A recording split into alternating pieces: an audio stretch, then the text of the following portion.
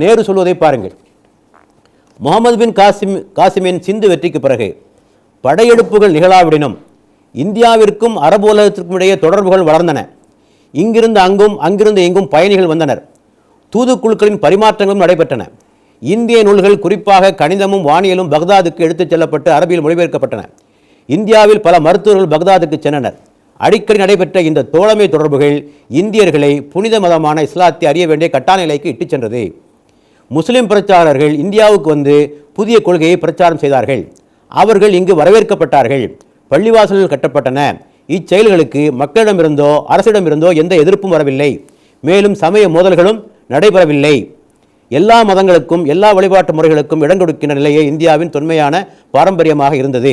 இவ்வாறு இஸ்லாம் அரசியல் சக்தியாக இந்தியாவில் நுழைவதற்கு முன்னரே ஒரு சமயமாக இந்தியாவிற்கு வந்தது என்று நேரு பெருமான் அவருடைய டிஸ்கவரி ஆஃப் இந்தியாவிலே குறிப்பிடுவதை நாம் பார்க்கிறோம்.